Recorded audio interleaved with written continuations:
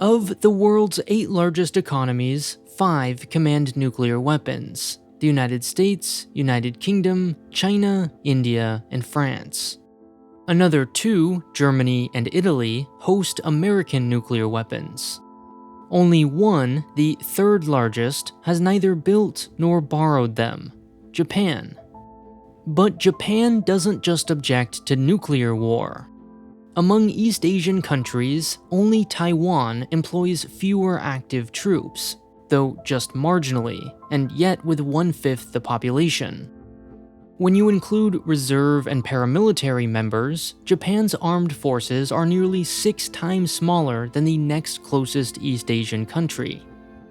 Of course, number of troops is but one component of defense, and no single figure can possibly capture the overall strength of a nation. Japan is certainly not weak by global standards. Its neighbors, however, are exceptionally strong, and its region especially precarious. This bar represents the total defense expenditure in East Asia from 1994 to the present. During the 90s, Japan alone commanded nearly 40% of the pie. Then, for all but one of the next 20 years, its share declined, until it ended up at just 10.7% in 2019. The missing context, you might argue, is China. Add it to the mix, and it may seem as though Japan's defense expenditure hasn't so much fallen as China's has exploded, dwarfing all others by comparison. But an even closer examination shows that despite this increase, Russia and South Korea have managed to keep up, whereas Japan has not. Today, the country finds itself a mere stone's throw away from not 1 but 3 nuclear powers. Since 1958, its fighter jets have been scrambled over 30,000 times, a large and increasing portion of which have occurred in the last 20 years in response to Chinese and Russian incursions. And when North Korea fired a ballistic missile directly above a Japanese island home to 5 million people in 2017, many began to wonder, is Japan's laudable devotion to pacifism compatible with the challenges of the 21st century? Sponsored by CuriosityStream and Nebula, where you can watch the exclusive bonus video which accompanies this one. The simplest measure of military strength is expenditure. It stands to reason that the more a nation spends, the better prepared it's likely to be for war. From this perspective, Japan seems quite formidable, especially when the 2 outliers, the US and China, are excluded. It sits in the same league as Germany, France, and South Korea.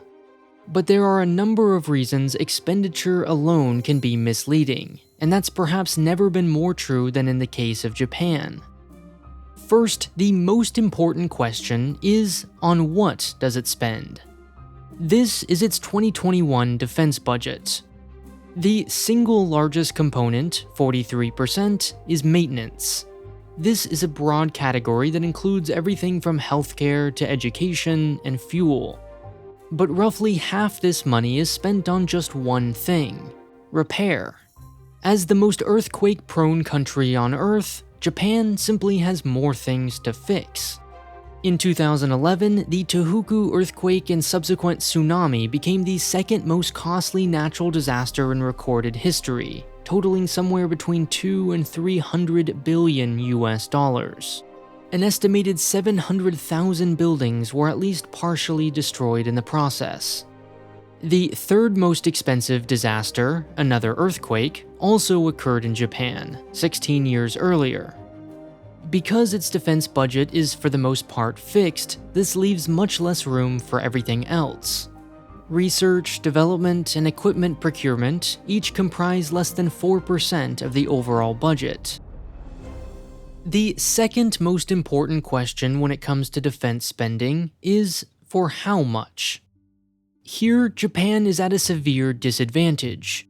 In 1976, its prime minister banned the sale of military hardware to any nation under any circumstances as part of its commitment to peace. That left Japanese defense companies with exactly one potential buyer, and not just any buyer, but a defense company's least favorite kind, a staunch pacifist. While American contractors like Lockheed Martin make nearly all their money from defense, of Japan's 10 largest, only 2 make more than 3% from it. Why bend backwards trying to please one very picky customer while tarnishing one's reputation when there are millions of enthusiastic consumer electronics customers? Banned from selling overseas, its companies devoted few resources to their defense divisions. This disinterest, in turn, discouraged investment from the government, making them even less competitive. For a country famous for manufacturing, its arms contractors have fared remarkably poorly in international rankings. Japan, in other words, was forced to either buy expensive equipment domestically or import expensive equipment from abroad, making it even more dependent on others in the process. After 40 years, the export ban was finally lifted in 2014. Under the new rules, sales are allowed so long as their nature is purely defensive and, quote, contribute to world peace.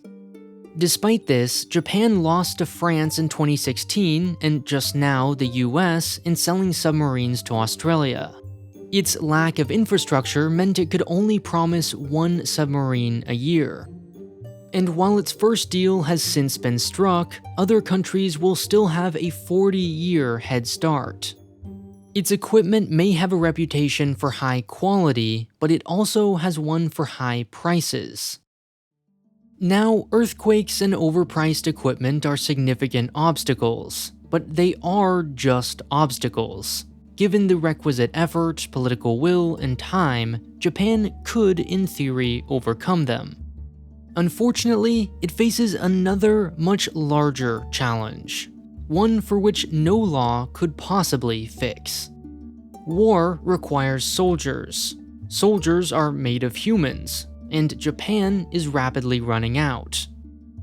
For a country to maintain its population, to neither grow nor shrink, the average woman needs to have just slightly over 2 children in her lifetime, 1 to replace each parent.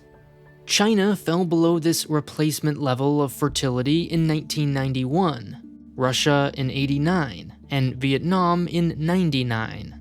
The world average is trending downwards, which is to say, most of the world is aging. Japan, with a fertility rate of just 1.3 children per 2 adults, is no exception. The only difference is that it began this process way earlier, about 20 years before the rest of East Asia. China's population decline is just getting started, but in the last 10 years, Japan has already lost 1.5 million people. During this decade, it will lose another 8 million. In the 2030s, 10 million more.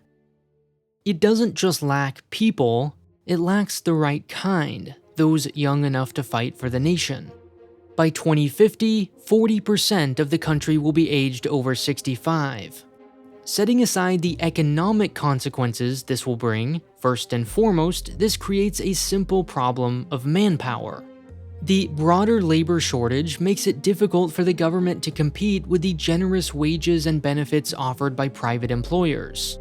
The country hasn't been able to find enough soldiers since 2014.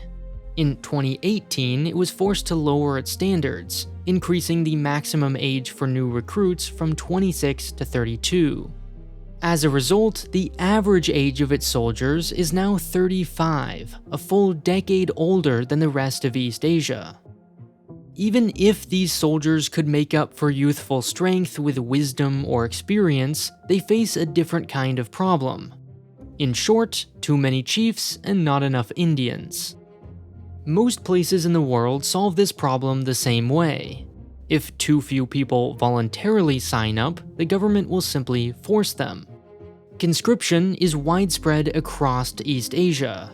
South Korea takes a roughly 20-month chunk out of the lives of its young men. Until recently, those in Taiwan had to put their lives on hold for around a year. But political and cultural opposition ensure the Japanese armed forces will never have this option. And while it's true that technology can help supplement human forces, military strength is relative, and its neighbors will have no harder time acquiring or developing new weapons and capabilities. In fact, the opposite. In truth, no one knows how prepared Japan is for conflict, not even Japan.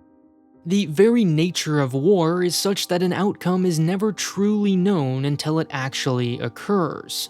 As a pacifist nation, Japan has no modern data points on which to extrapolate. Having never fired a bullet in combat for 70 straight years, and with commanders who have never in their life witnessed war firsthand, making predictions is especially fraught. Even its equipment remains untested. Some Mitsubishi-made tanks were found to lack contingency space for injured soldiers. They had been designed, built, and tested in sterile lab conditions, far removed from the battlefield. Another reason its capabilities are difficult to objectively assess is deliberate obfuscation. Officially, Japan has no aircraft carriers, which have an offensive association. No, instead it operates defensive helicopter destroyers. You be the judge. The nation's historical aggression, combined with its now long-standing peaceful and neutral stance, both constrain its available options. Behavior that might go unnoticed elsewhere is met with great suspicion thanks to its past. By keeping a low profile, Japan reassures the rest of the world. Yet by doing so, even the smallest molehill of change is perceived by others as a mountain. Many, including the current government of Japan, believe any change incremental enough to avoid attracting attention from its neighbors would be, by definition, insufficient to prepare the country for conflict. Indeed, the 21st century has brought several new challenges, each of which would be significant on its own. North Korea's acquisition of nuclear weapons, China's attempted annexation of Japan's primary trade routes, and Russia's general provocations. At the same time, Japan must overcome new impediments, like its shrinking population. So why hasn't the third largest economy devoted more money, new laws, or any other measure for that matter to strengthen its defenses? The ultimate answer has nothing at all to do with its aging population, lack of combat experience, or arms export law. The real reason is next time in part 2 of Japan's pacifist paradox. But before we answer that question, we need to take a brief detour to talk about why Japan almost has nuclear weapons. A part 1.5, if you will, exclusively available on Nebula, where you can watch bonus and extended videos for just about every other video you see on this channel.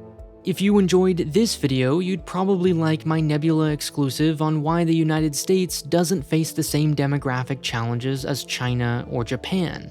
You might also like my video explaining how corporations legally vote in Hong Kong. Nebula also has full-length originals like Legal Eagle's Bad Law Words Good or TechAlter's Technorama.